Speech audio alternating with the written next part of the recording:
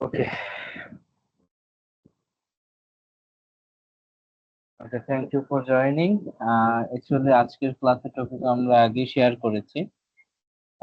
মূলত আমাদের on by on প্রত্যেকটা টপিকের উপরই ক্লাস শেষ করেছি আমরা, রাইট? আমরা অ্যাকাউন্টিং এর উপরে ক্লাস করেছি, আমরা ইনকাম ট্যাক্স অ্যাক্টের উপরে ক্লাস করেছি এবং ইম্পর্টেন্ট এরিয়া নিয়ে আমরা ক্লাস করেছি, স্যালারি ট্যাক্স ক্যালকুলেশন নিয়ে ক্লাস করেছি এবং স্পেশালি যে আয়ের সাতটা খাত এগুলো নিয়ে আমরা প্রত্যেকটা নিয়ে আমাদের আলাদা আলাদা ক্লাস কমপ্লিট হয়েছে। তো এখন আমাদের যে প্রিপারেশনটা দরকার, ফাইনাল যে প্রিপারেশনটা দরকার সেটা হলো জাস্ট প্রিভিয়াস ইয়ার কোশ্চেন গুলো অ্যানালাইসিস করা। প্রিভিয়াস ইয়ার কোশ্চেন গুলো অ্যানালাইসিস করলে কি হবে, এখান থেকে আপনি অনেক কোশ্চেন কমনও পাবেন, আবার অনেক কোশ্চেন সম্পর্কে আপনি আইডিয়া পাবেন যে আসলে কি ধরনের কোশ্চেন আসতে পারে, আপনি কি ধরনের প্রিপারেশন আপনি নিয়ে যাবেন। হ্যাঁ, কোন কোন কনসেপ্ট আপনার ক্লিয়ার থাকা জরুরি, বা কোনটা সম্পর্কে আপনার আর একটু এফোর্ট দিতে হবে যাতে আপনি ফ্রি হ্যান্ড রাইট করতে পারেন। হ্যাঁ, যাতে আপনার ফ্রি হ্যান্ড রাইটিংটা যাতে আপনার এই স্কিলটা যাতে একটু বাড়ে, আহ, এবং কোন এরিয়ার উপরে সেই বিষয় সম্পর্কে আপনি প্রপার নলেজটা পাবেন, এবং বাংলা এবং ইংলিশ সম্পর্কে ধারণা পাবেন যে বাংলার কি কি আসে, ইংলিশের কি কি আসে। ওকে। আর আয়কর আইন নিয়ে কিভাবে কি কোশ্চেন হয় এইভাবে। তো আমি 24 সালের লেটেস্ট যেটা দেওয়া আছে এইটা, আর আপনারা যেহেতু বই যেটাই বই কালেক্ট করেন না কেন, যে রাইটারেরই বই নেন না কেন, যে প্রকাশনেরই বই নেন না কেন, প্রত্যেকটা বইয়েই কি থাকে, প্রিভিয়াস ইয়ার কোশ্চেন গুলো থাকে। ওকে। সো আমি এখান থেকে জাস্ট আমি একটা আপনাদের জন্য প্রিপেয়ার করে রেখেছি, এখান থেকে সেটা দেখাবো, এবং প্রিভিয়াস ইয়ারের কোশ্চেন গুলোর ইম্পর্টেন্ট যে কোশ্চেন গুলো সেগুলো আমি আপনাদেরকে মার্ক করে দিব, আপনারা নোট নেবেন এবং ওই অনুযায়ী আশা করি আপনারা প্র্যাকটিস করলে hopefully you will pass the exam. আর এরপরে এই যে কোশ্চেন অ্যানালাইসিস করব, এখানে যদি কোনো পয়েন্ট আপনাদের বুঝতে অসুবিধা হয় সেক্ষেত্রে অবশ্যই কোশ্চেন করবেন, নোট ডাউন করবেন। আবার নেক্সট ক্লাসের আগে, যেহেতু আমাদের এই ফার্স্ট ব্যাচের 12টা ক্লাস, আজকে 10ম ক্লাস, রাইট? আরো আমাদের দুইটা ক্লাস বাকি। আর একটা ক্লাস আমরা চিন্তা করছি, যেহেতু আপনার জুনের বাজেটের পরে আপনার এইটা ফাইন্যান্স অ্যাক্ট চেঞ্জ হবে, মানে ফাইন্যান্স অ্যাক্টের যে পরিবর্তন গুলো আসবে, তো এই আইনের যে পরিবর্তন নিয়ে, এই পরিবর্তন নিয়ে আমরা একটা ক্লাস রাখবো, কি বলেন আপনারা? যেহেতু এখন এটা ভালো হবে তো। আমাদের এই যে যে পরিবর্তনগুলো আসছে, একটা হলো ইনকাম ট্যাক্স অ্যাক্ট 2023, এরপর আমরা টোটাল প্রিপারেশনটা নিয়েছিলাম কিসের, ফাইন্যান্স অ্যাক্ট 2025-এর উপরে, রাইট? তো এখন তো ফাইন্যান্স অ্যাক্ট 2026 চলে আসছে, এবং পরীক্ষাও এখন পর্যন্ত ডেট ফাইনাল হয়নি। তো সেক্ষেত্রে আমাদের করণীয় যেটা, আমরা এই 26-এর আলোকে কোথায় কোথায় চেঞ্জেস হয়ে গেছে এইটা নিয়ে আমরা একটা ক্লাস ডিজাইন করবো, ঠিক আছে?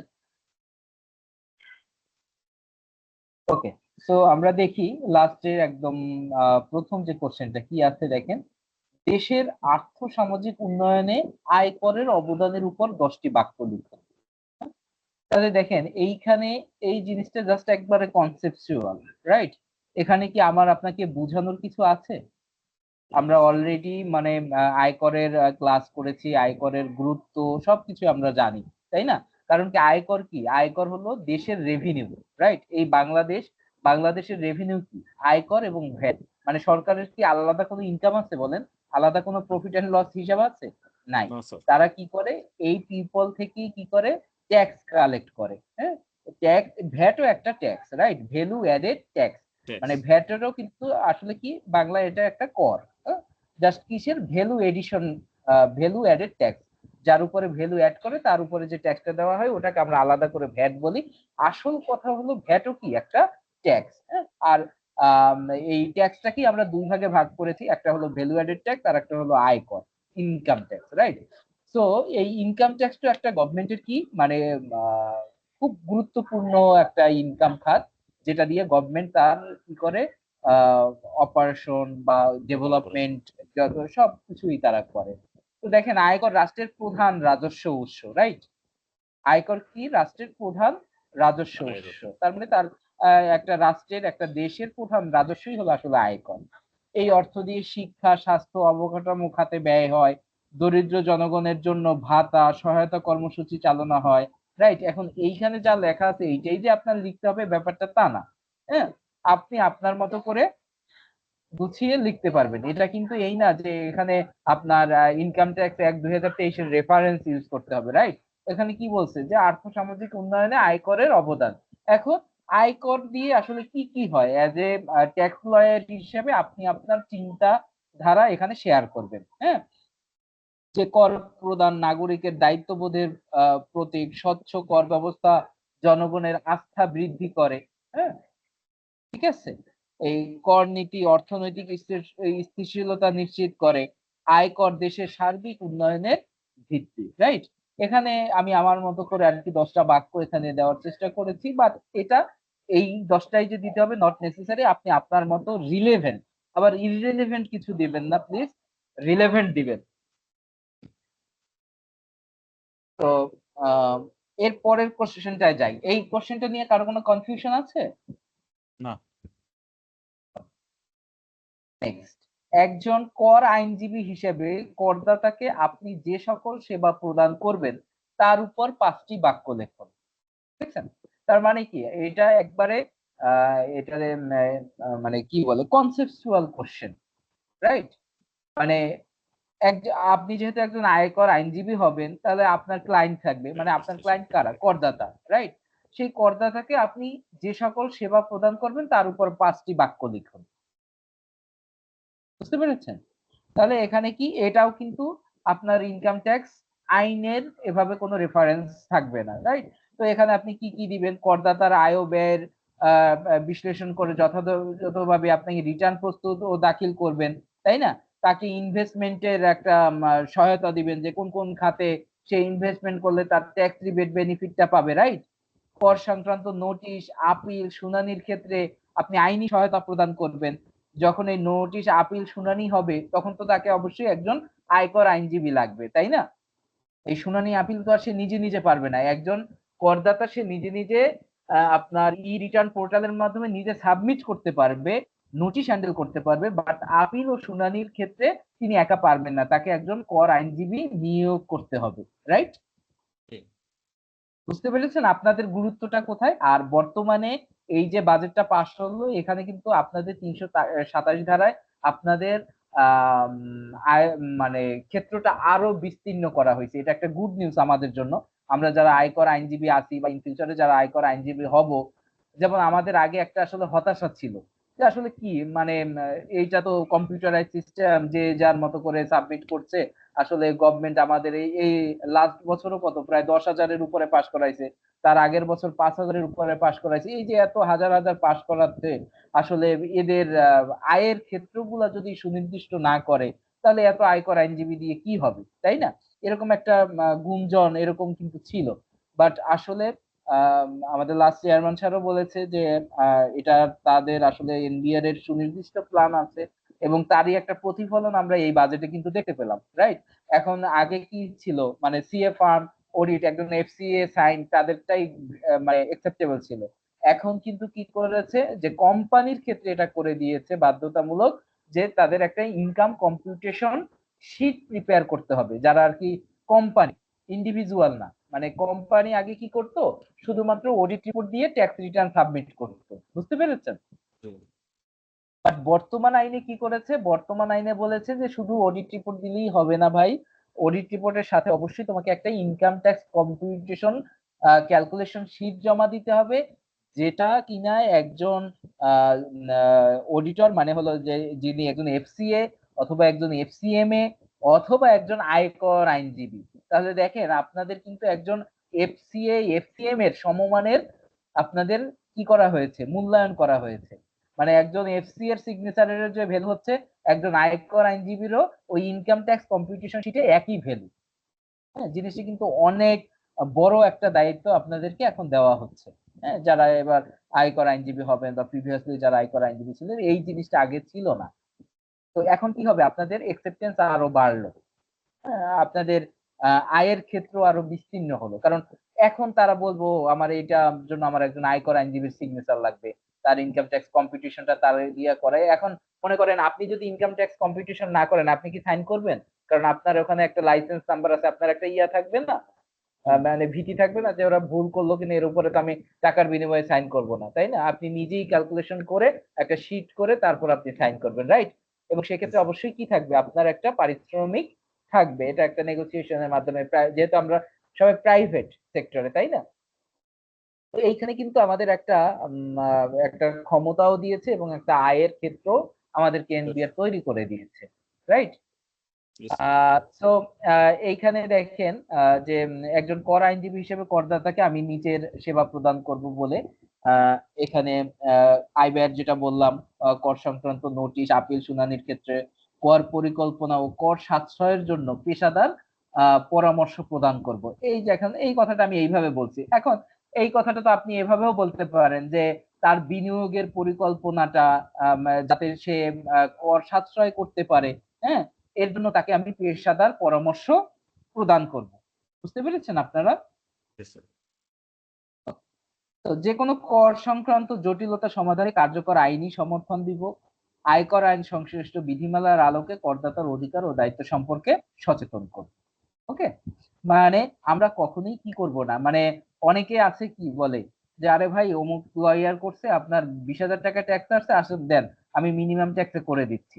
এই কাজ আমরা কখনোই করব না, হ্যাঁ, কারণ এটা একটা নীতি নৈতিকতার ব্যাপার। এবং এখানে আপনার এই যে এত পরিশ্রম করছেন, আপনি বিবিএ গ্রাজুয়েশন কমপ্লিট করেছেন বা ল এর উপরে ডিগ্রি নিয়েছেন, তারপরে এই যে আপনি ক্লাস করছেন, এই নিজে স্টাডি করে এনবিআর এর পরীক্ষা দিয়ে পাস করে একটা লাইসেন্স পেয়েছেন, এই লাইসেন্স আপনি ঝুঁকির মুখে ফেলবেন না, তাই না?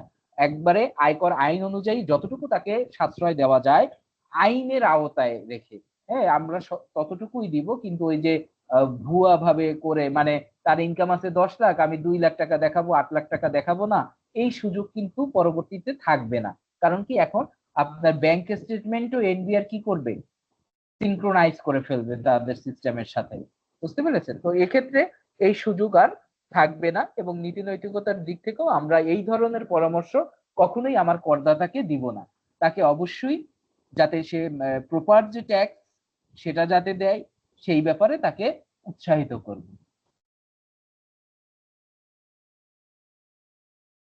নাম্বার 3, একজন, আচ্ছা এই ব্যাপারে আপনার কারো কোনো কনফিউশন আছে নাম্বার 2 তে?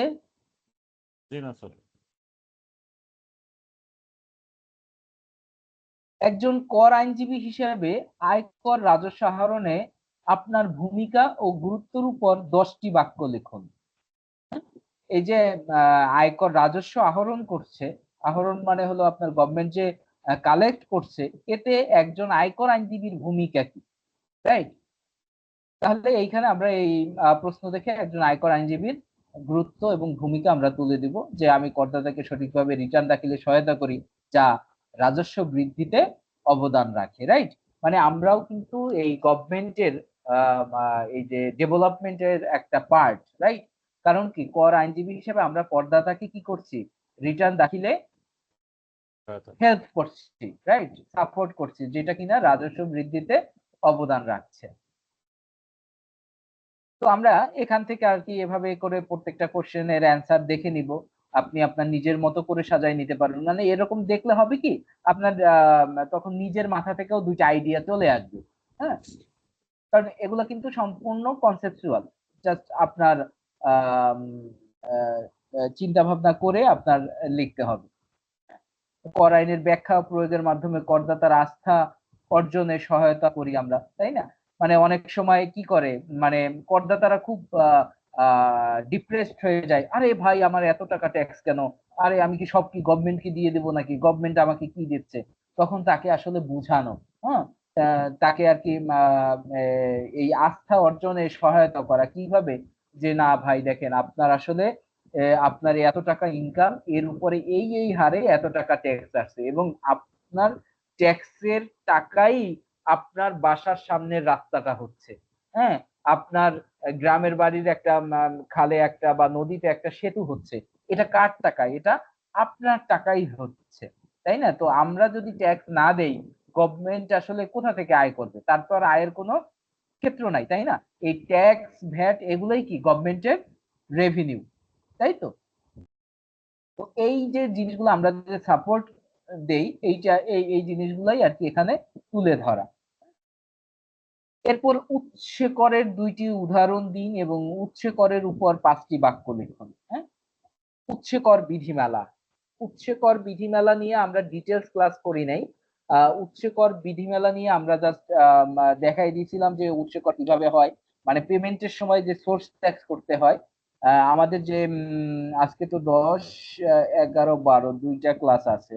আচ্ছা, উৎসে করের উপরে কি একটা ক্লাস রাখার দরকার আছে, নাকি যতটুকু আপনাদের কাভার করছে ওইটা কমপ্লিট হবে? মানে আপনারা আরো 2টা ক্লাস পাবেন। হ্যাঁ, স্যার উৎসের করটা আরেকবার একটু বুঝাইলে ভালো হয় স্যার। তাহলে উৎসে করের একটা প্ল্যান রাখবো, আর একটা হলো যে চেঞ্জেস গুলা, এই চেঞ্জেস গুলো আমরা নিয়ে আসবো।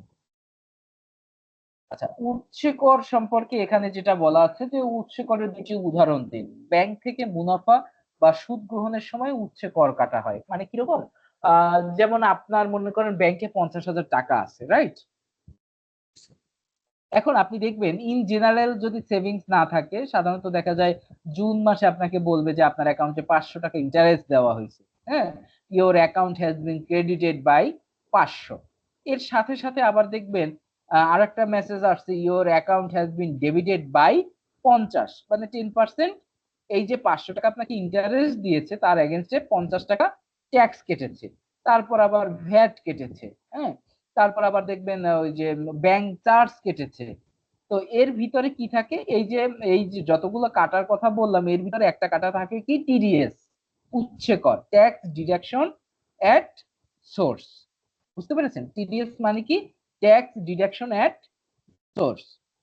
এরপর আপনি কোনো ভেন্ডরকে যখন পেমেন্ট করবেন, মানে কোনো ঠিকাদারকে পেমেন্ট দেওয়ার সময় নির্ধারিত হারে আপনাকে উৎসে কর কর্তন করা হয়। এই উৎসে কর কর্তনটা আপনি পাবেন কোথায় আমি বলছি, আপনি পাবেন হলো আমরা যে পরিপত্র শেয়ার করেছি না আপনাদের সাথে, Yes, sir.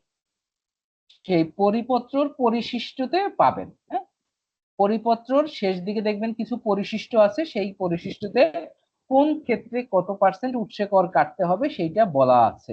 বুঝছেন? তো উৎস করের উপর 5টি বাক্য লিখুন। তো উৎস করের উপর এখন আপনাকে 5টি বাক্য লিখতে বলা হয়েছে। তো উৎস কর আসলে কি? এটা একটা আয়ের উৎস কর্তন যা সংশ্লিষ্ট ব্যক্তি বা প্রতিষ্ঠানের পক্ষে সরকারকে প্রদান করা হয়।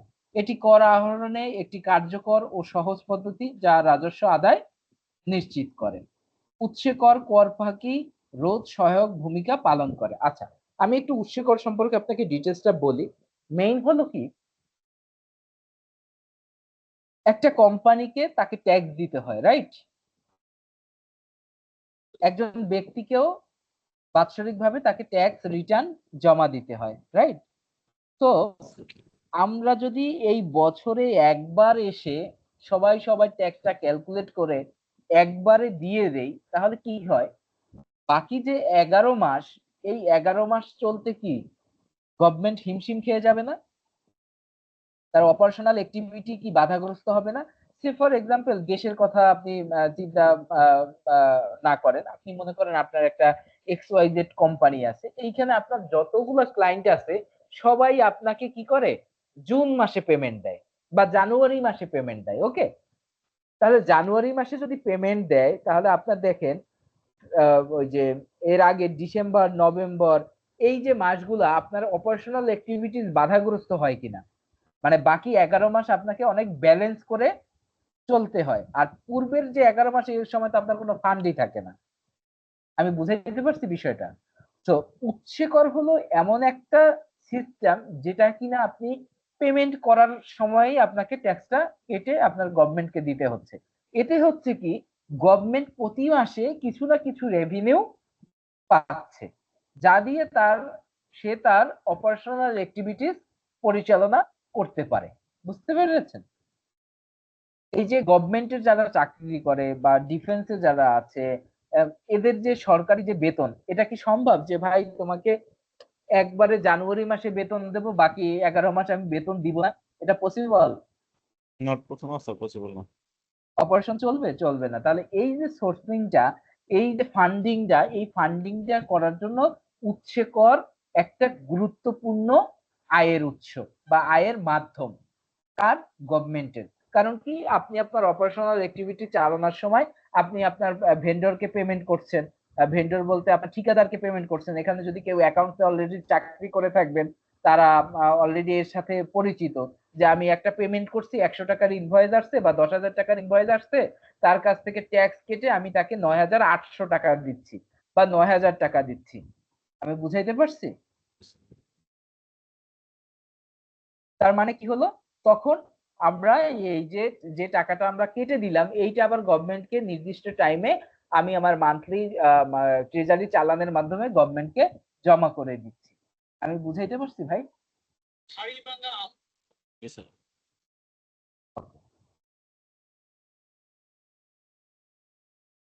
আর সময় মতো উৎসে কর জমা না দিলে কি আছে, জরিমানা ও সুদের বিধান আছে। ওকে, দান করের উপরে 5টি বাক্য লিখুন। এটা আপনারা পারবেন, কারণ দান করের উপরে আমাদের একবার আলাদা একটা ক্লাস হয়ে গেছে অলরেডি, রাইট? মনে আছে সবাই নাকি ভুলে গেছেন লং গ্যাপে? না, মনে আছে ভাই। আর একটা কথা হলো, আমাদের এই রেকর্ডিং গুলা ইউটিউবে আছে।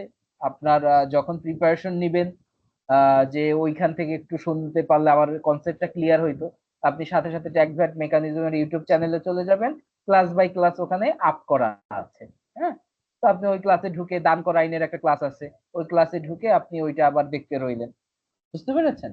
এইভাবে করে আপনারা আপনাদের প্রিপারেশনটা দিবেন।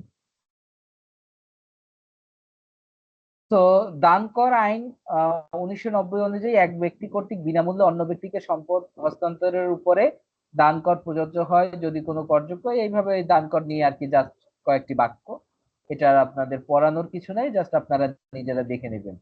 মোস্ট ইম্পর্টেন্ট যেটা, বিকল্প বিরোধ নিষ্পত্তি। হ্যাঁ, এইটার উপরে কোশ্চেন অল টাইম থাকে, বিকল্প বিরোধ নিষ্পত্তির উপরে। দেখেন, এর উপরে 5টি বাক্য লিখুন। এটা নিয়ে আমরা আলোচনা করেছিলাম, বিকল্প বিরোধ নিষ্পত্তি, একবারে প্রথম দিকের ক্লাস, আমার যতটুকু আর কি মনে পড়তেছে। কেউ কি বলতে পারবেন এই সিস্টেমটা, বিকল্প বিরোধ, অল্টারনেট ডিসপিউট রেজলিউশন? কোনো একজন মনে পড়ে? জি স্যার পড়েছি। বলেন তো একজন।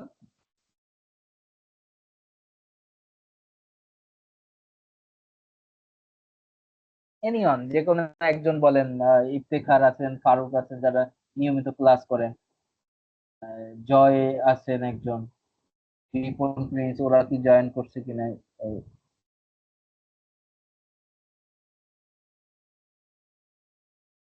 একজন বলতে পারবেন দুই একটা লাইন?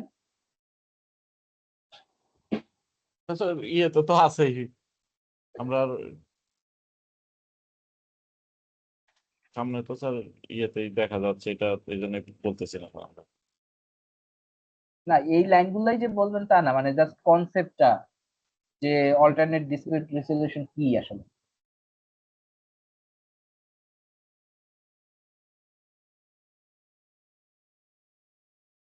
মানে আপনি যদি এইখানে স্ক্রিনের লাইনটা দেখে দেখেই বলেন যে বিকল্প বিরোধ নিষ্পত্তি হলো কর বিষয়ক বিরোধ আদালতের বাইরে না না, এটা সভাপতির আদালতের বাইরে এটা সমাধানের প্রক্রিয়া আর কি, পদ্ধতি এরকম। এটা কখন হয়, কিভাবে হয়, কেন হয়? আচ্ছা, আমি একটু মনে করিয়ে দিচ্ছি। আপনারা এই জিনিসগুলা কিন্তু বারবার রিক্যাপ করবেন, হ্যাঁ? কারণ কি, মানে সবাই কিন্তু শুধুমাত্র যে আইটিপি এক্সাম নিয়ে বসে আছেন ব্যাপারটা কিন্তু তা না। এটা একটা এডিশনাল আপনাদের সার্টিফিকেশন, রাইট? যে এটা আপনার কেরিয়ারকে আর একটু ভ্যালু অ্যাড করবে। এখান থেকে হয়তো বা অনেকে প্র্যাকটিস করবেন, হ্যাঁ, অনেকে হয়তো বা প্র্যাকটিস করবেন না, জব করতেছেন, জাস্ট আমার একটা প্রফেশনাল ডিগ্রি দরকার, আমি একজন আয়কর আইনজীবী, আমার এটা প্রমোশনের জন্য হেল্প করবে, এরকম। তো আমি যেটা বুঝাইতে চাচ্ছি যে এর জন্য যে ওই যে এসএসসি, ইন্টার বা বিবিএ লেভেলে যেভাবে পড়ালেখা করছেন, আসলে এটার জন্য কিন্তু ওইভাবে প্রিপারেশনটা কখনোই হয়ে উঠবে না, তাই না? কারণ সবাই অলরেডি জব সেক্টরে আছেন বা ব্যতিক্রম 2-4 জন যারা একবারে ফ্রেশ গ্রাজুয়েট বের হয়েছে, ওরা হয়তো বা খুব ভালোভাবে লেখাপড়া করবে, বাট মোস্ট অফ দি এই সেক্টরে দেখা যায় কি অলরেডি জবে ইনভলভ আছে, রাইট? 2 বছর ধরে জব করছে বা 5 বছর ধরে জব করছে, এরকমই বেশিরভাগই দেখা যায়। তো সেক্ষেত্রে যেটা হলো, আমার সাজেশনটা হলো আপনারা সবসময় কনসেপ্টটা ক্লিয়ার রাখবেন।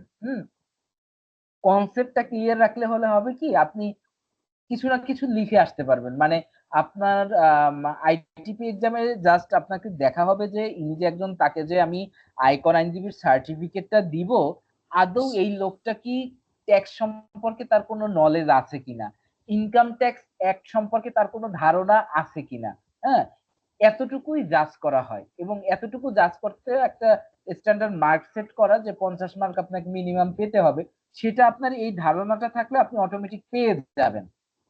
হ্যাঁ, যেমন এডিআর সম্পর্কে জাস্ট আমি আপনাদের কাছ থেকে শুনতে চাইছি এরকম, যে এডিআর আসলে কখন হয়, যে দেখা গেল একটা আপিল হলো, আমি একটা ট্যাক্স রিটার্ন জমা দিয়েছি, এর উপরে আবার আপিল হয়েছে, এর উপরে শুনানিতে যাবে, তো এটা একটা লং টার্ম প্রক্রিয়া, এটা আবার হাইকোর্টে উঠবে। তো এডিআর হলো একটা বিকল্প বিরোধ নিষ্পত্তি। এই যে বিরোধটা লাগলো, এই বিরোধটা নিষ্পত্তি করার একটা সিস্টেম হলো অল্টারনেট ডিসপুট রেজুলেশন। এটার মাধ্যমে কি হয়, এটার মাধ্যমে গভর্নমেন্টও খুব তাড়াতাড়ি তার রেভিনিউটা পায়, আবার করদাতাও উইদাউট হ্যাসেল সে তার ট্যাক্স লাইবিলিটিটা কমাতে পারে। মানে ব্যাপারটা আমি বুঝাইতে চাইছি এরকম, এই যে শুনানি, আপিল, হাইকোর্ট, এটা কি একটা লং আর প্রসেস, রাইট? আমি কি আজকে চাইলেই বলতে পারবো হাইকোর্টকে, ভাই আমার হাইকোর্ট আপনি আমার কেসটা কালকে দিনের ভিতরে সমাধান করুন? এটা সম্ভব? না সম্ভব স্যার, না। সম্ভব না। হ্যাঁ, তাদের পলিসি অনুযায়ী, তাদের নির্ধারিত টাইমলাইন অনুযায়ী এবার বছরের পর বছর ঘুরতে থাকবে, রাইট? তো দেখা যাবে কি, আপনার করদাতাও সে হ্যাসেল হচ্ছে, বিভিন্ন ডেট পড়তেছে, শুনানির ডেট পড়তেছে, সে যাচ্ছে, আসা যাওয়া করতেছে, তার যাতায়াত ভাড়া যাচ্ছে, তার টাইম ওয়েস্ট হচ্ছে। গভর্নমেন্টও সে তার বিভিন্ন ডেট দিচ্ছে, তার বিভিন্ন কমিশনার পর্যায়ে, তারপর তার অন্যান্য অফিসার, তারা এর সাথে সংযুক্ত হয়ে টাইম কিল হচ্ছে, কিন্তু গভর্নমেন্টও রেভিনিউ পাচ্ছে না, আর আমার করদাতারও ট্যাক্স লায়াবিলিটি কমছে না। তখন এই অল্টারনেট ডিসপিউট রেজলিউশনের মাধ্যমে, এটা একটা এমন একটা পদ্ধতি যার ভিতরে আলোচনার মাধ্যমে কি করা হয়, যে এখান থেকে ট্যাক্স লাইবিলিটিটা পরিশোধ করা হয়, হ্যাঁ, এবং এই দুইজনে উইন উইন একটা সিচুয়েশনে এসে সেট করা হয়, যে হ্যাঁ, আপনি এইভাবে এই ট্যাক্সটা জমা দিয়ে দিন। ঠিক আছে, মানে এটা একটা সমঝোতা করা হয়। হ্যাঁ, এবং এটা কি, এই যে সমঝোতাটা কি হয় না, মানে এটা ওরাল না কোনো, যে ভাই আপনার 5 লাখ টাকা ট্যাক্স আসছে, আপনি 3 লাখ টাকা দিয়ে দেন, বা আপনার দৌড়াদৌড়ি লাগবে না। ব্যাপারটা কিন্তু এরকম না। হ্যাঁ, ব্যাপারটা কি, এটা একটা লিখিত আকারেই নথিভুক্ত হয়, যে আপনার সবকিছু যাচাই বাছাই করে দেখা হলো।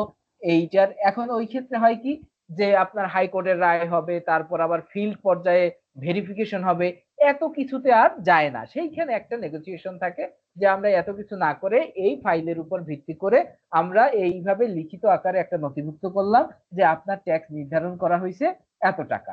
সেইখানে যদি করদাতা তার একসেপ্টেন্স দেয়, যে হ্যাঁ আমি এটার উপরে রাজি, তখনই কি হবে, এইটা কার্যত মানে ফলপ্রসূ হবে। হ্যাঁ, আদারওয়াইজ কিন্তু হবে না। মানে দুই পক্ষেরই এখানে কি থাকতে হবে, অবশ্যই সদিচ্ছা। সমঝোতা থাকতে হবে। এতে কি হবে, এ প্রক্রিয়ায় মামলা মোকদ্দমার ঝামেলা এড়ানো যাবে, রাইট? মানে কি, এখন এই যে হাইকোর্টের যে কথাগুলো বললাম, এটা কি এমনি এমনি যাবে? যাবে না। তার মানে কি, সরকার বাদী হয়ে তার বিরুদ্ধে করদাতাকে মামলা করবে, তাই না? যে আপনার কাছে 50 লক্ষ টাকা ট্যাক্স পাই, কিন্তু অমুক তারিখে দেওয়ার কথা আপনি দেন নাই, এই কারণে এত হারে চক্রবৃদ্ধি হারে আরো 20 লাখ টাকা জরিমানা আরোপ করে আপনার এত টাকা নির্ধারণ করা হইলো, আপনি শুনানিতে আসবেন অমুক তারিখে, এই বিষয়গুলো, তাই না? তাহলে দেখেন, এই যে মামলা মোকদ্দমার সব ঝামেলাগুলো কি করানো হচ্ছে, এই অল্টারনেট ডিসপিউট রেজুলেশনের মাধ্যমে কি হচ্ছে, এড়ানো যাচ্ছে, রাইট? আপনার টাইম সেভ হচ্ছে, এবং গভর্নমেন্টেরও রেভিনিউটা আদায় হচ্ছে খুব ইজিলি। এবার কি আপনারা ক্লিয়ার? জি স্যার। তো এইটাই হলো মেইন, মানে এই কনসেপ্টটা আপনাদের থাকা দরকার। হ্যাঁ, এরপরে এখানে এই 5 লাইন কেন 10 লাইন কেন, এগুলো আপনারা আপনাদের মতো লিখতেই পারবেন, বাট মেইন ফোকাস হলো আপনাকে কনসেপ্টটা বুঝতে হবে। ঠিক আছে ভাই? ওকে, নেক্সট আমরা পরবর্তী কোশ্চেনে আসি। উপকর কমিশনার আদেশে করদাতা আচ্ছা, এডিআর নিয়ে আর কারো কোনো কোশ্চেন আছে?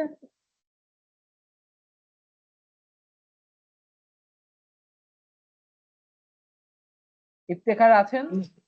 না তো বাইরে গেছে স্যার। আচ্ছা,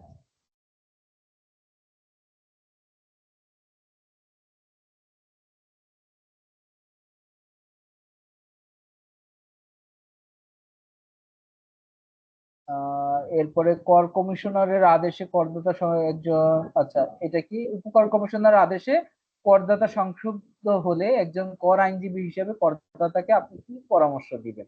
হ্যাঁ, ওই যেটা আর কি প্রিভিয়াসলি আমরা আলোচনা করলাম যে আহ, যখন উনি স্যাটিসফাইড হয় না করদাতা, হ্যাঁ, তখন একজন কর আইনজীবী হিসেবে করদাতাকে আপনি কি ধরনের পরামর্শ দিবেন? হ্যাঁ, প্রথমে কি করবেন, আদেশপত্রটি নিবেন।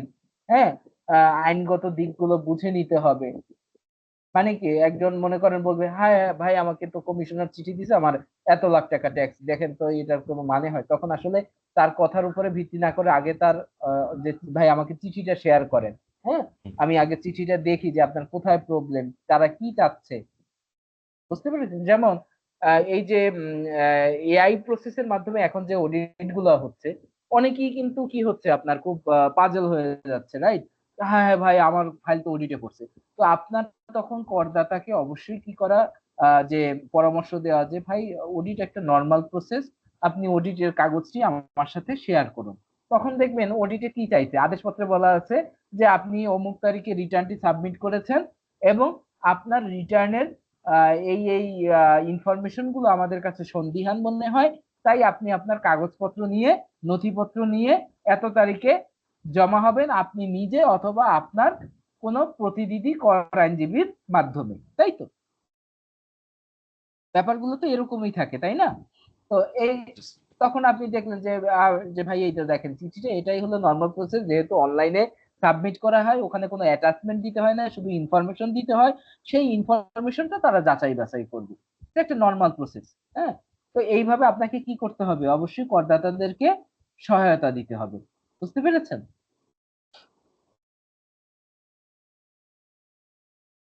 তো নেক্সট, এই ম্যাথ অলরেডি আমরা আমাদের অ্যাকাউন্টিং ক্লাসে প্র্যাকটিস করেছিলাম। আহ, খুব সম্ভব এই ম্যাথটাই আমরা প্র্যাকটিস করেছিলাম কিনা আমার মনে নেই।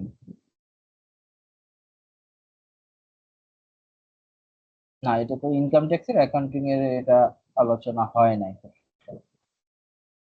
আচ্ছা, এখানে আমরা এটা দেখেন, জনাব আব্দুর রহিম, আমরা যে ওই যে 7টি আয়ের খাত করেছিলাম না জি ফারুক স্যার, ভাই? জি স্যার। জি জি।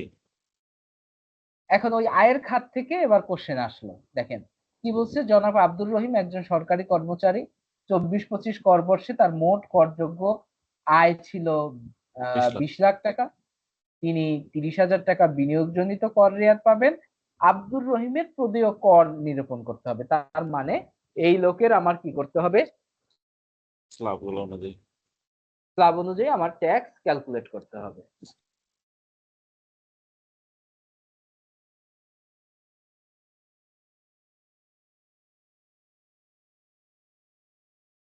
তো আমরা কিন্তু অঙ্ক মুখস্থ করে গেলে কাজে দিবে না, কারণ এখন এইখানে 24-25 চাইবে না, আসবে 25-26, তাই না? বা 26-27ও আসতে পারে। তো আসলে তখন সেই স্ল্যাব অনুযায়ী আমাদের কি করতে হবে, ট্যাক্স ক্যালকুলেট করতে হবে। তো আর ম্যাথের ইন ডিটেলসে না যাই, আমরা জাস্ট বললাম যে এইভাবে ম্যাথ গুলো আসে। বুঝছেন? এখানে এই নিট পর্দায় আমরা ইয়া করলাম, বের করলাম।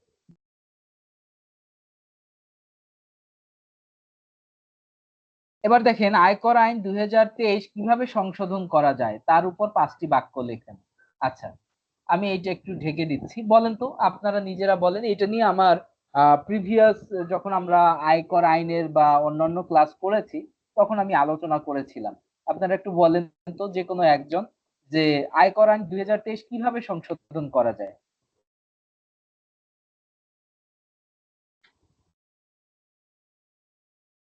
এনিয়ন।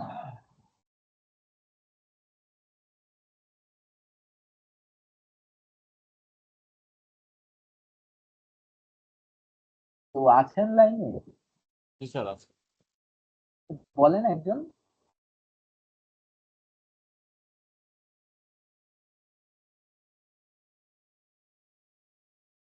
আয়কর আইন মূলত জাতীয় সংসদে বিল আকারে সংশোধন করে, তো ওইখানে আইনটা পাশ করে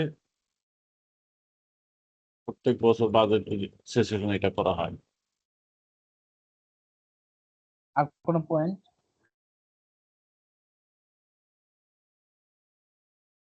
সংশোধনের জন্য প্রাথমিকভাবে বিভিন্ন ট্রেড বডিগুলো যে সংশোধনী প্রস্তাবগুলো করবে ওগুলা বিল আকারে যখন সংসদে উপস্থাপন করা হয় এবং সংসদ সদস্যরা এটার উপর আলোচনার মাধ্যমে যে সিদ্ধান্তে পৌঁছানোর পরেই আসলে মানে তখন যেটা সংসদে এই বিলটা পাশ করা হয়।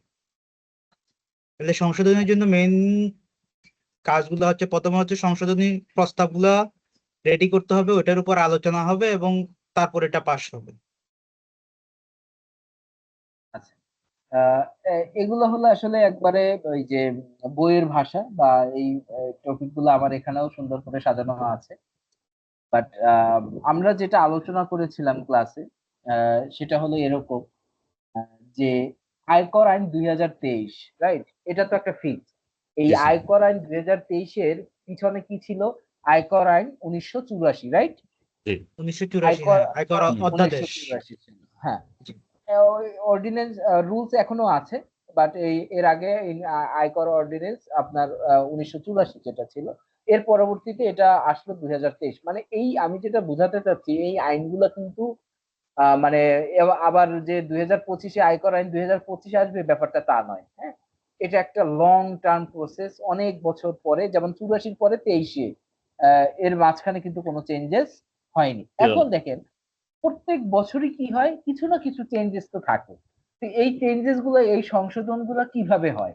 হ্যাঁ, আপনারা যেটা বলেছেন জাতীয় সংসদের মাধ্যমে সংশোধিত হতে পারে, বা সরকারি গেজেট প্রকাশের মাধ্যমে কার্যকর হয়, অ্যাবসলিউটলি রাইট। হ্যাঁ, এটা একবার সঠিক বলেছেন, বাট আরো দুই একটা পয়েন্ট বলতে পারতেন। সেটা কি? যেমন পরিপত্রের মাধ্যমে আমরা এই সংশোধনগুলো পেতে পারি, রাইট? পরিপত্রতে আমরা এই সংশোধনগুলো দেখি যে এইখানে এইখানে সংশোধনগুলো আসছে। আর কিভাবে সংশোধন করা যায়, এটা একবারে পারফেক্ট। এখানে যে 5টা বাক্য আছে এবং আপনারা যে অ্যান্সারটা দিয়েছেন, এটা রাইট। হ্যাঁ, বাট আমি জানতে চেয়েছিলাম যে এই সংশোধনগুলো কিভাবে আসে, বা কিভাবে আমরা জানতে পারি, যেটা নিয়ে আমরা প্রিভিয়াসলি আলোচনা করেছিলাম। যেমন এখন ফাইন্যান্স অ্যাক্ট 2025-এ আমরা ছিল, ফাইন্যান্স অ্যাক্ট 2024 ছিল, রাইট? এখন আবার আসবে কি? Finance act 2026। তাহলে এই ফাইন্যান্স অ্যাক্ট 2026টা আসলো কিন্তু এই সংসদের হাত ধরেই, এমনি এমনি আসে নাই। তাহলে কিভাবে সংশোধন হয়? অ্যাবসলিউটলি কারেক্ট অ্যান্সার আপনারা দিয়েছেন, এবং এই জাতীয় সংসদের মাধ্যমে সংশোধিত হতে পারে। বাট আমাদের হাতে আমরা কিভাবে ইজিলি পাবো, সেই ব্যাপারটা হলো আপনি যখন প্র্যাকটিস করবেন, আপনার প্র্যাকটিসে আপনার সবসময় আপনার সাথে থাকতে হবে কি? ওই পার্টিকুলার ইয়ারের ফাইন্যান্স অ্যাক্ট, ওই পার্টিকুলার ইয়ারের পরিপত্র। বুঝতে পেরেছেন? তাহলে এই দুইটা জিনিস থাকলেই আপনি ওইখান থেকে খুব সহজেই কি পাবেন? এই সংশোধনী গুলা পেয়ে যাবেন, যে কোন কোন সেকশনে কোথায় কোথায় পরিবর্তন হয়েছে। ক্লিয়ার ভাই? জি। কর দিবসের উপর 5টি বাক্য লিখুন। কর দিবস বলতে আসলে কি বোঝানো হয়েছে, এটার সম্পর্কে আমরা ডিটেলস আলোচনা করেছি, যে কর দিবস।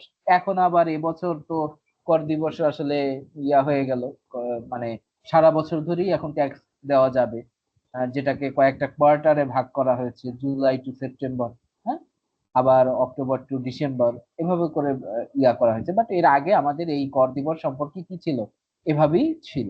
তো এখানে যেখানে প্রেসক্রাইব করা আছে যে 30 নভেম্বর তারিখই হলো আমার কি?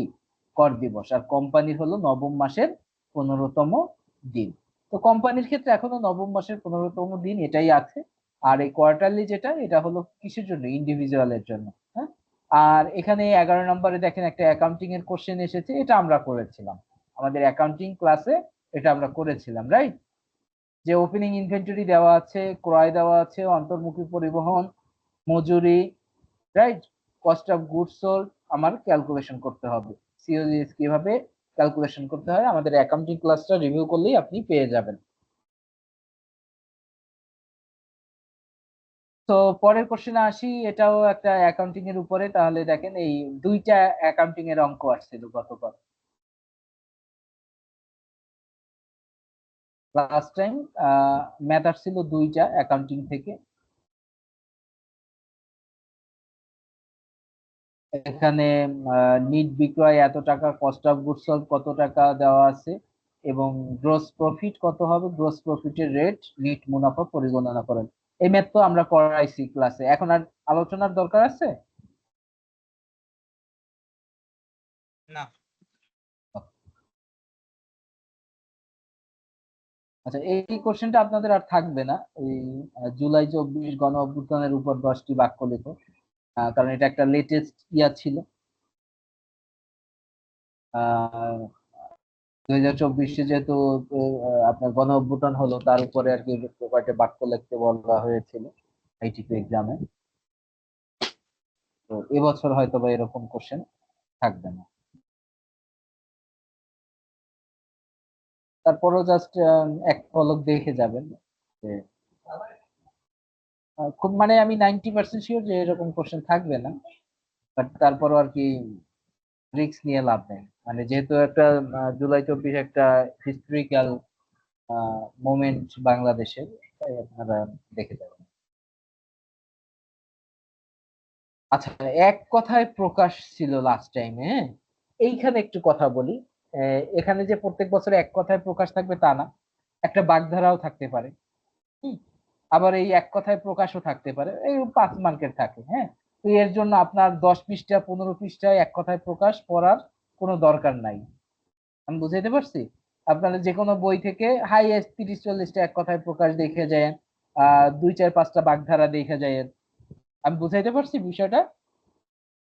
অনেকে আবার কি করে, আরে 10 পৃষ্ঠা 20 পৃষ্ঠা শুধু এক কথায় প্রকাশ মুখস্থ করতেছে, এত কিছুর দরকার নাই। ক্লিয়ার আপনারা? জি স্যার। পরিবেশের ভারসাম্য রক্ষায় বৃক্ষরোপণের বিকল্প নাই, এই প্রসঙ্গে 5টি বাক্য লিখুন। এটাও কি মানে ওই যে আপনার ওই যে বাংলা থেকে মানে থিওরিটিক্যাল টাইপের কোশ্চেন। আর ইংরেজিতে অনুবাদ করুন। হ্যাঁ, তো এইখানে ইংরেজি মানে ধূমপান স্বাস্থ্যের জন্য খুবই ক্ষতিকর, এটার ইংলিশ কি? হ্যাঁ, এটি পরিবেশকে দূষিত করে, ধূমপান বিভিন্ন রোগের কারণ। মানে বাংলায় লেখা থাকবে, তাকে আমার কি করতে হবে, ইংলিশে ট্রান্সলেট করতে হবে। হ্যাঁ, আবার রাইট ফর্ম অফ ভার্বস থাকে, লাস্ট ইয়ারও মনে হয় ছিল রাইট ফর্ম অফ ভার্ব। হ্যাঁ ছিল, fill in the blanks with the correct form of verb। দেখছেন, the sun rises in the east, মানে রাইট ফর্ম অফ ভার্ব, মানে এখানে আর কি অ্যান্সার সহ দেওয়া আছে। মানে এই যে মাঝখানের এটা দেওয়া থাকে না, the sun dash in the east, তাহলে rises in the east এরকম।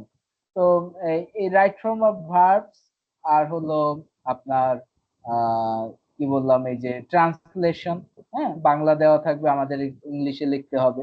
এই জিনিসগুলো এই জিনিসগুলো দেখবেন।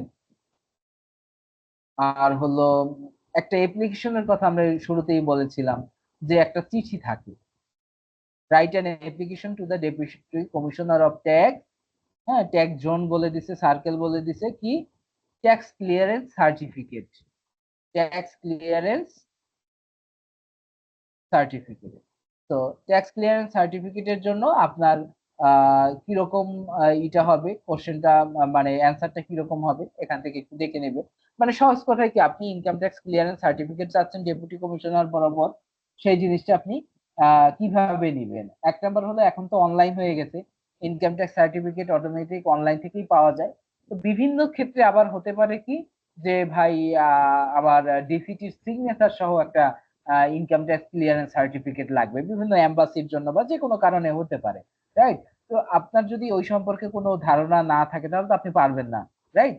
তো ওই জিনিসটাই জাস্ট এখানে দেওয়া হয়েছে, যে কিভাবে ইনকাম ট্যাক্স ক্লিয়ারেন্স সার্টিফিকেট এর জন্য ডেপুটি কমিশনার বরাবর একটা চিঠি লিখতে হয়। হ্যাঁ, জাস্ট জেনারেল জিনিস, যে আমি ট্যাক্স পেয়ার আইডেন্টিফিকেশন নাম্বার দিলাম, request issuance of tax clearance certificate, তার কর বর্ষটা আমরা অবশ্যই দেবো, যে কর বর্ষের জন্য আমার ট্যাক্স অ্যাসেসমেন্ট ক্লিয়ারেন্স সার্টিফিকেটটা দরকার। বুঝতে পেরেছেন? এবং সেখানে আপনি ইনক্লোজ করে দিবেন কি যে আমি যে ট্যাক্স রিটার্ন জমা দিয়েছি তার অ্যাকনলেজমেন্ট স্লিপ, হ্যাঁ, আমি এর সাথে জমা দিয়ে দিয়েছি। ঠিক আছে ভাই? বুঝতে পেরেছেন নাকি কোনো কনফিউশন আছে? নাই স্যার কনফিউশন। Okay. তাহলে এটা তো আমি আর কি প্রিপেয়ার করে দেখাইলাম। এরপরে আপনাদের যে কোনো বই থেকে আপনারা কি করবেন, 17 সালের যে এক্সাম সেটটা এইটা দেখবেন। আমি 17 সালের এক্সাম সেটটা নিয়ে একটু আলোচনা করছি। 17 সালে যেগুলো হয়েছিল, 17 সালে আবার আপনার প্রথমেই কিরকম ছিল যে সংক্ষিপ্ত উত্তর, যেমন কি মহিলা করদাতার করমুক্ত আয়ের সীমা কত, এরকম মানে 10টা শর্ট কোশ্চেন ছিল। আপনারা দেখে নেবেন। আমি পিডিএফ প্রিপেয়ার করতে পারি নাই 17টা, বাট যেহেতু আপনাদের কাছে বই অলরেডি আছে, বই থেকে যেটা লেটেস্ট আমি এটাই তৈরি করেছিলাম। তো আমি স্ক্রিন শেয়ারটা অফ করে দিচ্ছি।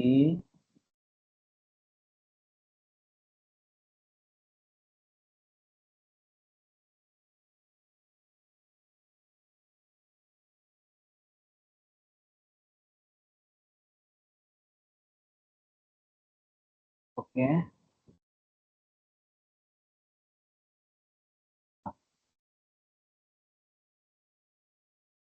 তাহলে 2017-র যে ব্যাপারগুলো ছিল আমি যেটা বললাম, প্রথমে সংক্ষিপ্ত উত্তরের প্রশ্ন ছিল। যেমন ব্যক্তি করদাতাদের জন্য ট্যাক্স ডে কত তারিখ, মানে ট্যাক্স ডে বলতে কি বোঝায়, ওই যে কর দিবস। বুঝতে পেরেছেন? তাহলে কর দিবস মানে কি, 30 নভেম্বর। ক্লিয়ার আপনারা? কর দিবস মানে কি, 30 নভেম্বর। তো এইভাবে করে আপনার সংক্ষিপ্ত 10টা কোশ্চেন ছিল। তারপরে কি ছিল, টিকা ছিল। টিকার ভিতরে দেখেন ট্রান্সফার প্রাইসিং ছিল। আপনারা একটু নোট নেন, যারা প্রপারলি ক্লাস করতেছেন একটু নোট নেন। আমি কিছু ইম্পর্টেন্ট জিনিস দিব, কারণ এই কোশ্চেন সেট তো আপনাদের কাছে আছেই, তাই না? তাহলে তো আর ক্লাস করার কোনো মানে হয় না। ওই যে অলরেডি একজনে নক করে দিছে যে ভিডিও পাবে কিনা, তাহলে আর কি উনি এখন বের হয়ে যাবে আর কি। হ্যাঁ, ভিডিও পাবেন আপনারা ইউটিউবে, বাট এখানে অ্যাটেন্ড করলে হচ্ছে কি আপনার কনফিউশনটা আপনি দূর করতে পারবেন, আপনার কোনো প্রশ্ন থাকলে আপনারা করতে পারবেন।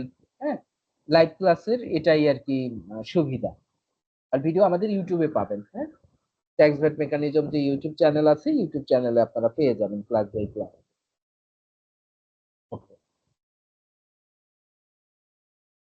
তো আমি যেটা বললাম যে যাদের কাছে খাতা কলম আছে একটু প্লিজ নিয়ে নেন, যে ট্রান্সফার প্রাইসিং এটা নিয়ে আলোচনা করেছিলাম আমরা। এইটা কিন্তু খুবই গুরুত্বপূর্ণ। 17-র এক্সামে আসছে, এবং যেহেতু 24-এর এক্সামে আসে নাই ট্রান্সফার প্রাইসিং নিয়ে কোনো কিছু, সো আমরা আশা করি এই পরীক্ষা হয়তো বা ট্রান্সফার প্রাইসিং নিয়ে কোনো একটা টপিক বা কোনো একটা প্রশ্ন থাকতে পারে। হ্যাঁ, নিয়েছেন, নোট নিয়েছেন কেউ?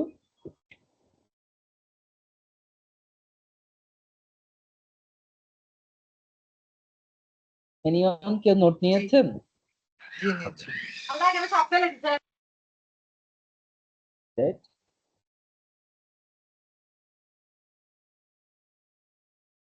ওকে, থ্যাংক ইউ। সো এরপরে আপনারা স্পট অ্যাসেসমেন্ট, হ্যাঁ, স্পট অ্যাসেসমেন্ট কি এইটা দেখবেন। স্পট অ্যাসেসমেন্ট মানে কি, একজন ডিসিটি অথবা একজন ইনকাম ট্যাক্স অফিসার স্পটে গিয়ে আপনার ট্যাক্স অ্যাসেসমেন্ট করতে পারবে। রাইট, মানে আপনি ট্যাক্স দেন না, মনে করেন আপনি এলাকায় একটা ব্যবসা দিয়ে বসে আছেন, হ্যাঁ, কিন্তু দেখা যায় না ওই যে ইনকাম ট্যাক্স অফিসাররা সরাসরি ভিজিটে যায়। ভিজিটে গিয়ে সে তার এই অথরিটি আছে যে স্পটে গিয়ে আপনাকে সে অ্যাসেস করতে পারবে। বুঝতে পেরেছেন? আহ, এরপরে একটা ইন্টারেস্টিং বিষয় দেখেন, আমরা 24-এর কোশ্চেনে কি পড়েছিলাম, যে উৎসে করের একটা কোশ্চেন করেছে, দেখেছিলাম, রাইট? আমি আবার স্ক্রিন শেয়ারটা দিচ্ছি, দেখা যাচ্ছে স্ক্রিন? দেখা যাচ্ছে স্যার।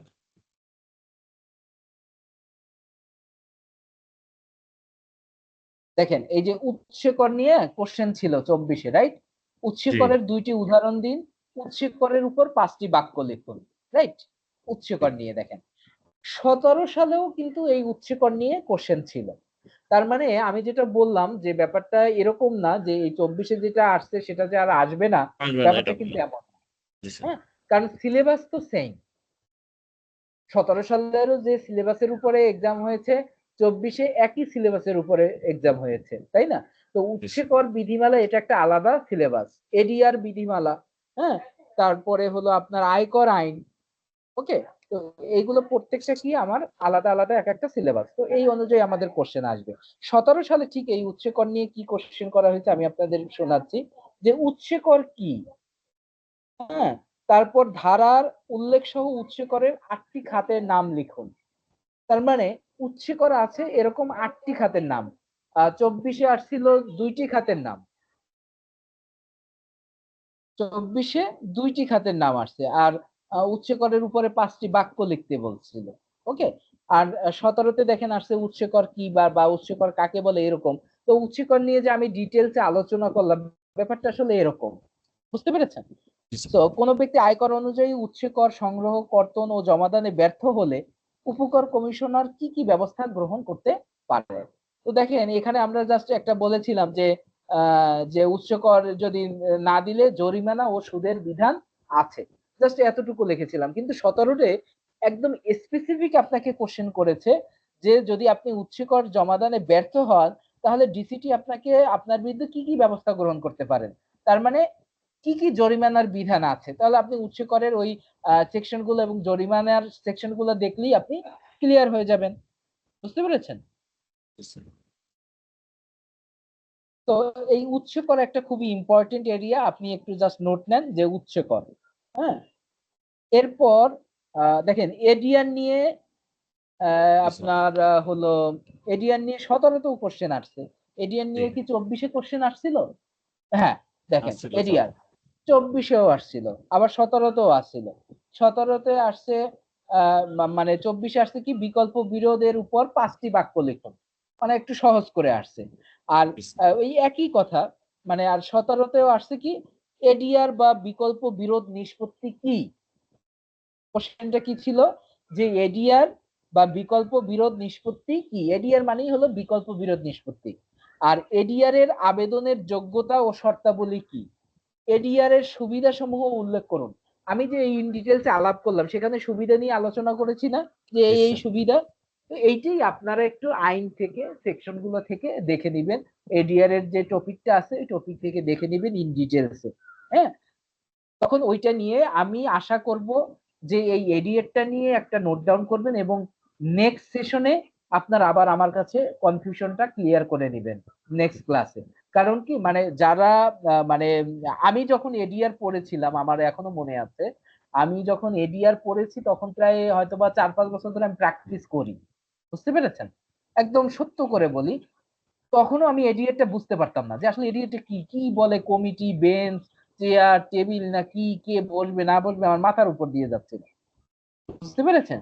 তো জি স্যার। এখানে আপনারা পেমেন্ট করে ক্লাস করতেছেন, এখানে লজ্জার কিছু নাই।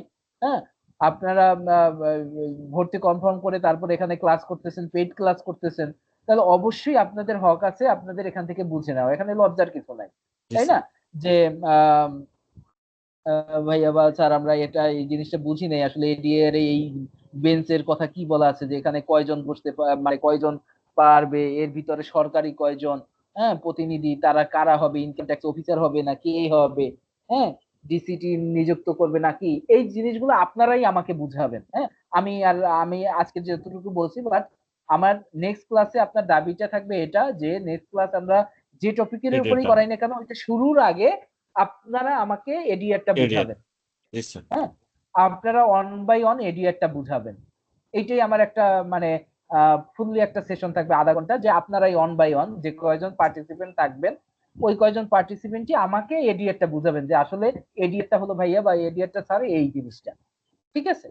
জি যে এই স্যার। জিনিসটাই হলো এডিআর, এবং আমি আশা করি যদি অনেস্ট রিভিউ দেন আপনারা দুই একজন থাকবেন যারা আসলে বুঝতে পারবেন না যে আসলে আমার ক্লিয়ার করার দরকার হবে যে এই জিনিসটা আসলে বুঝি নাই, বুঝতে পেরেছেন?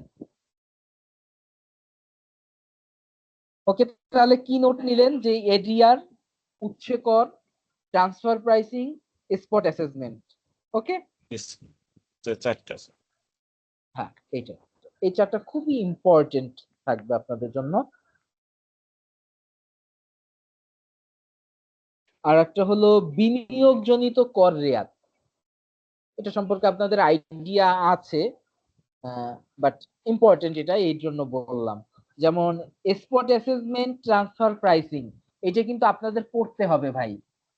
হ্যাঁ, আমি ট্রান্সফার প্রাইসিংটা নিয়ে আলোচনা করেছি আপনাদের সাথে, বাট আমি মনে করি যতটুকু আলোচনা করেছি অতটুকু প্রপার না, আপনাদের আরো ইন ডিটেলস দেখতে হবে। আমি দেখি ট্রান্সফার প্রাইসিং নিয়েই শুধু একটা আলাদা ভিডিও করে আপনাদেরকে দিব না, হয়তো ওদের জন্য ক্লাস থাকবে না, আমি আলাদা একটা 5 মিনিটের রেকর্ডিং করে আপনাদের জন্য আর কি দিয়ে দেবো ট্রান্সফার প্রাইসিং এর উপরে। বুঝতে পেরেছেন? বাট এই ট্রান্সফার প্রাইসিং, স্পট অ্যাসেসমেন্ট আপনারা পড়বেন। বিনিয়োগজনিত কর রেয়াত, এটা নিয়ে ডিটেলস ক্লাস হয়েছে, প্র্যাকটিক্যালি দেখাইছি, তাই আর কি বলছি না, বাট এটা একটা ইম্পর্টেন্ট, এটা পরীক্ষায় আসবে। বিনিয়োগজনিত কর রেয়াত মানে এটা একবার 100% শিওর আপনার হয় টিকে আসবে, নতুবা অঙ্কের ভিতরে আসবে, যে কোনো ভাবে। মানে বিনিয়োগজনিত কর রেয়াত আপনার পরীক্ষায় থাকবেই, সেটা অঙ্কে থাকুক আর প্রশ্নে থাকুক।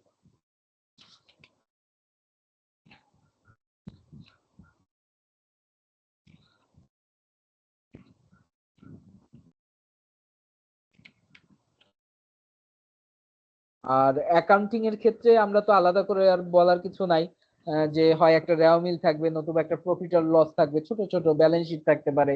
ছোট ব্যালেন্স শিট থাকলে একবারে ছোট থাকবে, বড় থাকবে না। হ্যাঁ, আর যদি একটু ম্যাথমেটিক্যাল হয় তাহলে ওই যে বললাম কস্ট অফ গুডস সোল্ড বের করতে বলবে, গ্রোস প্রফিট বের করতে পড়বে, হ্যাঁ, বা নেট প্রফিট বের করো, ট্যাক্স লায়াবিলিটি বের করো। বুঝতে পেরেছেন?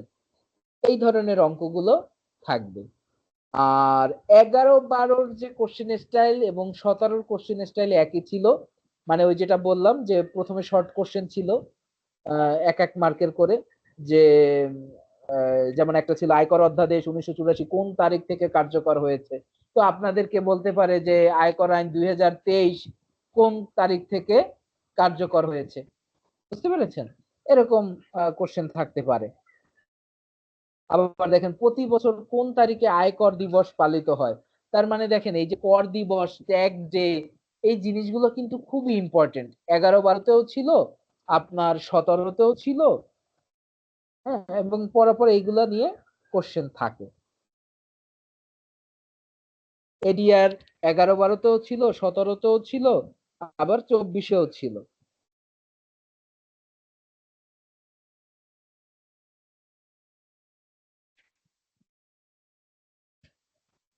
খুবই গুরুত্বপূর্ণ একটা কোশ্চেন, আয়ের প্রধান খাত সমূহ কি কি? আয়ের যে 7টি খাত, হ্যাঁ এটা লিখে ফেলুন, আয়ের খাত সমূহ কি কি। এটা খুবই ইম্পর্টেন্ট একটা টপিক।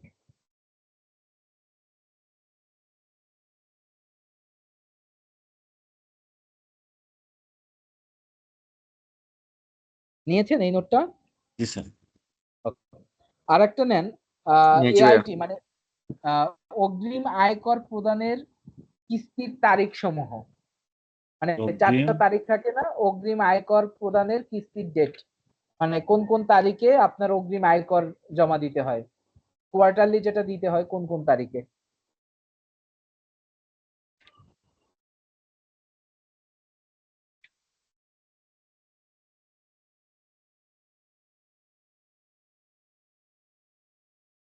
নিয়েছি।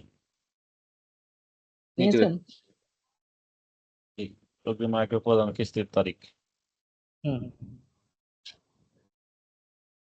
যে 4টি ডেট থাকে না, যেমন 15ই সেপ্টেম্বর, 15ই ডিসেম্বর, 15ই মার্চ, 15ই জুলাই, আগে ছিল, এখনো এই ডেট আছে কিনা একটু দেখে নেবেন। 15 এপ্রিল, 15 জুলাই, 4টা মনে হয়। এই 4টাই, হ্যাঁ, এটা খুব ইম্পর্টেন্ট। হ্যাঁ, এরপরে হলো আপনি বিনিয়োগের খাত, বিনিয়োগের খাত দেখে যাবেন, ব্যক্তি পর্যায়ে এটা একটা নোট নেন, বিনিয়োগের খাত।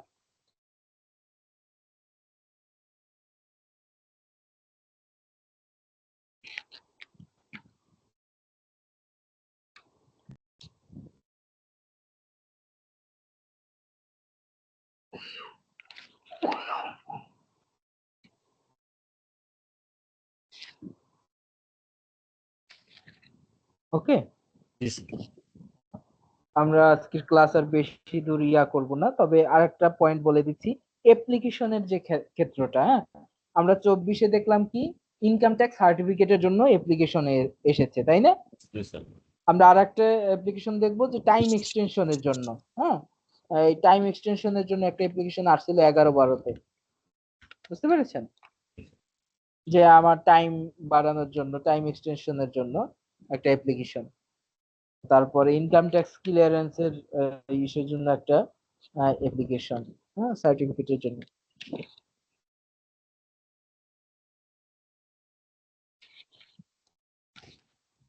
সো এই আসলে মোটামুটি এই সব এরিয়া যেগুলো আমরা বললাম, এবং আপনি ক্লাসগুলো যদি রিভিউ করেন টাইম টু টাইম, মাঝে মধ্যে আপনারা ক্লাসগুলো দেখবেন, এইভাবে প্রিপারেশন নিলে hopefully you will pass the exam.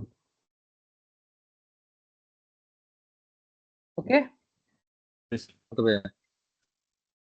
ঠিক আছে। কারো কোনো কোশ্চেন আছে আজকে ক্লাস কোশ্চেন নিয়ে? স্যার আমার ছিল পার্সোনাল, ওই আমার ইটো জমা দেইনি এখন, ওই রেজিস্ট্রেশনটাই শুধু করেছিলাম।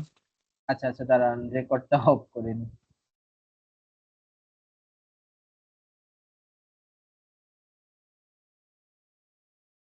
Stop recording.